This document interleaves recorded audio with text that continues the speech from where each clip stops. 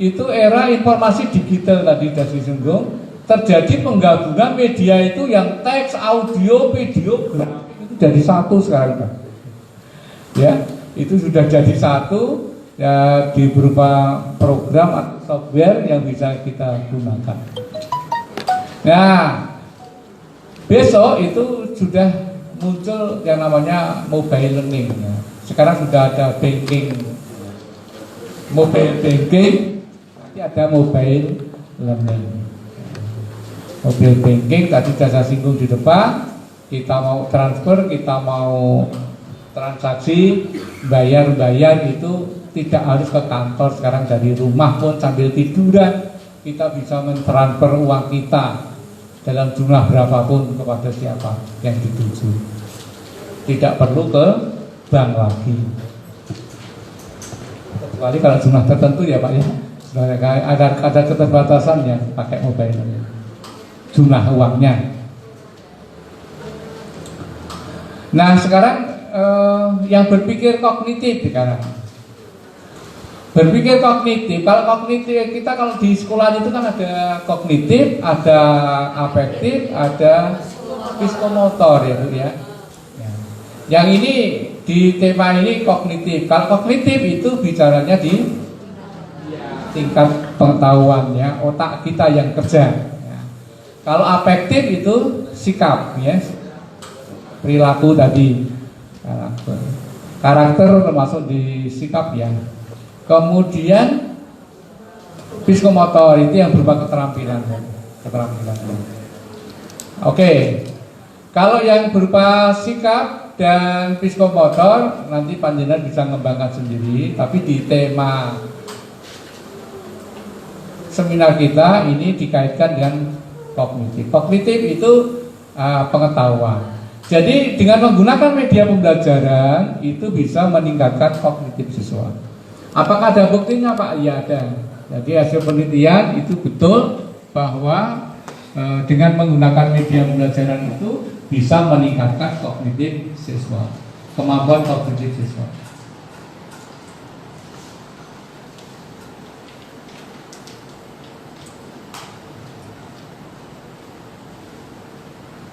Nah, yang termasuk dalam aspek kognitif, pengembangan kognitif itu adalah yang pertama kemampuan berbahasa, ya.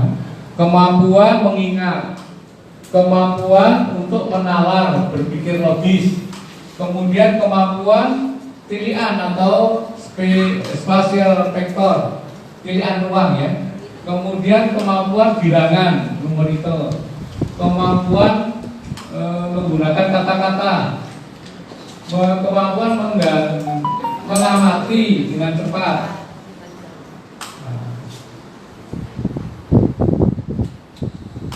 Itu semuanya adalah termasuk yang kognitif. Kalau di TPA itu kan apa, tes potensial akademik, kan ada yang tesnya belum. Iya. Sudah nanti Pak ya. Nanti Pak ya. Sudah jadi Pak. Numerik, ada yang kata-kata dulu Pak ya. Ada yang spasial ruang, itu termasuk kognitif juga yang berarti yang TPA itu termasuk kognitif. Untuk mengetahui kemampuan kita kalau belajar itu nanti keberhasilannya kita belajar seperti apa. Maka kalau kita akan melanjutkan dari S1 ke S2 itu kan dipersyaratkan kita ada tes TPA misalnya. Sertifikasi dosen itu juga ada tes TPA. Saya kemarin juga mengikuti Pak. Sudah tes TPA dan juga ya TPA itu yang bersifat kognitifnya. Berpikir kognitif, ranah kognitif adalah ranah yang mencakup kegiatan mental atau otaknya. Segala upaya yang menyangkut aktivitas otak itu berpikir kognitif. Nah kemudian untuk mengukur kognitif itu ada taksonomi Bloom namanya. Taksonomi Bloom itu ranah kognitif itu Pak. Jadi C1, C2, C3, C4, C5, C6 itu ranah kognitif yang ingin dicapai. Salah satunya dengan taksonomi Bloom, yang C1 itu mengingat, C2 itu memahami, C3 itu menerapkan, C4 itu analisis, C5 itu sintesis, C6 itu evaluasi ya, maksudnya ya. Evaluasi ya, evaluasi. Nah, itu taksonomi belum yang awal Bu. Sekarang taksonomi belum itu sudah ada perbaikan. Sama C1, C2, C3, C4, C5, C6 sama. Hanya C1-nya apa, C2-nya apa, C3-nya apa itu berbeda. Coba kita lihat yang baru ya. Yang baru taksonomi yang ini. Yang C1 itu yang terbaru itu adalah mengingat sama ya, mengingat. C2-nya memahami sama. C1, C2 sama ya. C3 mengaplikasikan sama ya. C4 menganalisis. Nah ini mungkin sudah berbeda. Oh sama juga. C5. Nah ini yang beda ya. Mengevaluasi. C6-nya mencipta. Nah, jadi yang bedanya di C5 dan C6. Yang C6-nya menjadi C5. C6-nya menjadi mencipta. Ini yang taksonomi belum yang terakhir Bu. Sehingga nanti kalau di sekolahan itu masih menggunakan yang lama, nanti digeser ke yang ini, yang terbaru.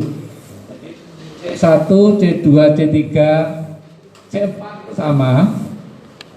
Mengingat, memahami, mengaplikasikan, menganalisis. Tapi C5-nya itu mengevaluasi, C6-nya mencipta. Jadi tingkatan tertinggi kognitif itu mencipta. Nanti ada tingkatan tertinggi afektif, ada psikomotorik, ada. Hanya Pak Tri saat ini materi itu. Tapi itu ukurannya ada Bu. Jadi kalau kognitif ini kita pakai taksonomi belum C1, C2, C3, C4, C5, C6. Afektif juga ada. Afektif pertama itu apa? 2, 3, 4 itu ada juga. Tingkatan pencapaiannya afektif ada, psikomotorik juga ada. Kalau enggak nanti Bapak Ibu bisa browsing. Coba sekarang Bapak Ibu browsing saja. Tingkat apa? Afektif nanti kan. Menerima kemudian sampai apa ya saya agak lupa. Artinya karena kita bicara yang kognitif maka saya bicaranya hanya tingkat kognitif ya C1 sampai C6. Nanti yang afektif itu ada tingkatannya juga ada. Ya, tingkatannya ada. Jadi di awal itu paling rendah apa sampai dengan yang tertinggi. Psikomotorik juga ada. Bapak tinggal apa? Coba browsing ya tugas dari Pak Tri. Bapak Ibu browsing tingkat ketercapaian dari afektif dan psikomotorik. Nanti kalian baru bisa mendapatkan sendiri. Bapak dan Ibu, kalau kita itu hanya mencapai pada C1, C2, C3, itu namanya kita baru pada tingkatan yang low, tingkatan yang rendah. Low order thinking, LOTS. Itu mengingat, memahami, mengaplikasikan. Yang C4, C5, C6 itu yang hot. Nah, kurikulum 2013 itu tuntutannya yang hot. Jadi kalau nanti buat soal, itu soal-soal yang C4, C5, C6. Itu soal yang hot ya, soal yang hot.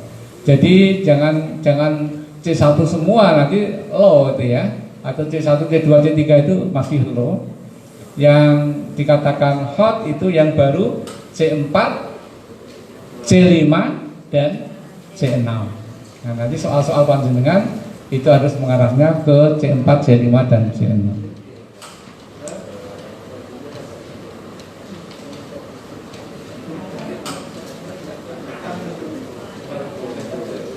Wah, ada 4 lebih 20 ya ternyata. Ya ini yang terakhir Bapak Ibu, yang terakhir. Ya terakhir. Ya. Landasan penggunaan media pembelajaran ini kita dasarkan dari Piaget Pak. Piaget. Jadi kalau kita berbicara kognitif, berbicara otak, maka ini perkembangan otak itu ya secara bertahap Pak. Kognitifnya anak-anak itu bertahap dari lahir, kemudian usia sekolah, kemudian usia SD, usia SMP remaja.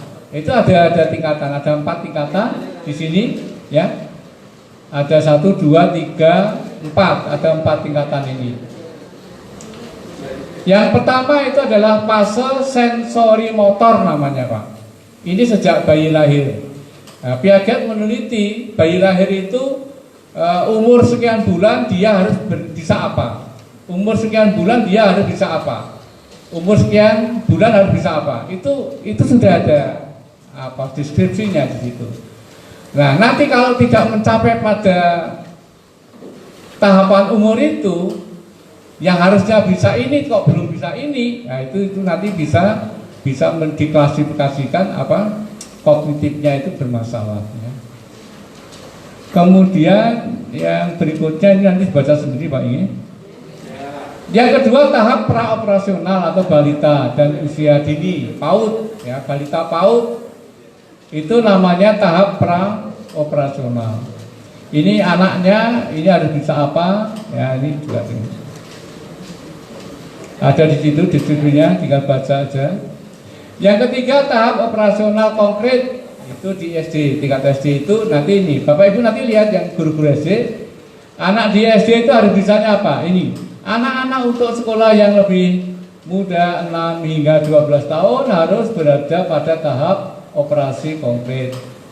Nah, yang dicirikan oleh kemampuan untuk menggunakan tindakan logis dan koheren dalam berpikir dan memecahkan masalah.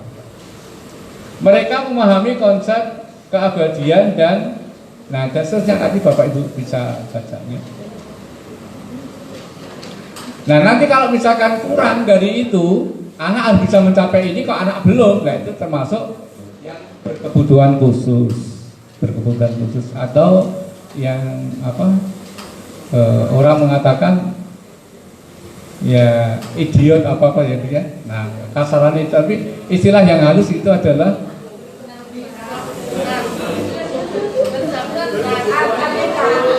iya anak berkebutuhan khusus itu istilahnya kalau itu idiot yang halus namanya apa tuh sekarang? Oh ya seperti itu ya mungkin ya. Autis itu termasuk ini. Autis itu ada autis yang tingkatnya itu mengarah kepada dia itu terlalu atraktif gitu ya. Dan juga terlalu supernya itu super atraktif, bisa super yang lemah. Tapi biasanya super atraktifnya ya. Yang tahap keempat adalah tahap operasional formal, masa remaja dan dewasa. Ini tahap-tahapnya ada seperti itu, dia harus bisa apa. Hasil penelitian tadi saya sampaikan, ini ada penelitiannya Pak. Jadi dari hasil penelitian menyatakan bahwa pemanfaatan media smartbox dapat meningkatkan kemampuan kognitif anak. Peningkatan tersebut dapat dilihat dari ini hasil penelitiannya. Kemudian ini terdapat pengaruh penggunaan media pembelajaran dan gaya kognitif terhadap hasil belajar matematika. Artinya apa? Hasil penelitian ini penggunaan media itu bisa meningkatkan kemampuan kognitif siswa. Pesan guru yang terang, jadilah guru wajib. Bapak Ibu, saya pesankan jadilah guru wajib. Jangan menjadi guru yang kan ada wajib, sunnah, haram ya, jangan yang haram. Yang haram yang bagaimana Pak? Yang haram itu kalau dia datang itu temennya tidak seneng, muridnya ora seneng. Kata-kata yang muncul, waduh, yang kira-kira rawuh. Itu mesti kayak goro-goro, gitu mesti ya. Jangan seperti itu.